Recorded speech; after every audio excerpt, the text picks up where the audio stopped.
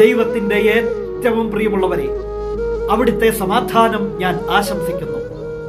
ഇന്ന് കർത്താവ് നമുക്ക് നൽകുന്ന ദൂത് യെശയ്യാ 38:20.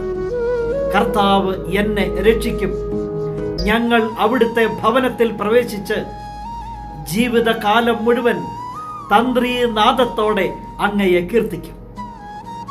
ഇത് നമ്മുടെ പ്രാർത്ഥനയാ, നമ്മുടെ വിശ്വാസമാ, നമ്മുടെ ഉറപ്പാ.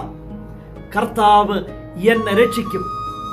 കാരണം എനിക്ക് ആ നാമം മാത്രമേ നൽകപ്പെട്ടിട്ടുള്ളൂ എൻ്റെ രക്ഷയ്ക്ക് വേണ്ടി.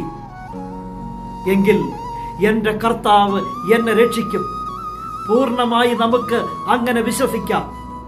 ഇന്ന് ജീവിതം ഏത് പ്രതിസന്ധിയിലും ആയിക്കൊള്ളട്ടെ, ഏത് പ്രശ്നത്തിലും ആയിക്കൊള്ളട്ടെ, ഏത് തകർച്ചയിലും ആയിക്കൊള്ളട്ടെ, ഏത് രോഗത്തിലും ആയിക്കൊള്ളട്ടെ, അവയിൽ നിന്നെല്ലാം എൻ്റെ കർത്താവ് എന്നെ രക്ഷിക്കും. അങ്ങനെ നമുക്ക് വിശ്വസിക്കണം. നാം വിശ്വസിക്കുന്ന ആ ദൈവം നമ്മെ രക്ഷിക്കും തീർച്ച. എങ്കിലുറപ്പാ, അവിടുത്തെ ഭവനത്തിൽ പ്രവേശിച്ച് ജീവിതകാലം മുഴുവൻ ഞങ്ങൾ അവിടുത്തേക്ക് തന്ത്രിനാദത്തോടെ കീർത്തനങ്ങൾ ആലപിക്കും, അവിടുത്തെ സ്തുതിക്കും, അവിടുത്തെ മഹത്വപ്പെടുത്തും. ഈ തിരുവചനം വിശ്വാസത്തോടെ നെഞ്ചോട് ചേർത്ത് വെച്ച് ഒരു പ്രാർത്ഥനയായി മാറട്ടെ. കർത്താവ് എന്നെ രക്ഷിക്കും.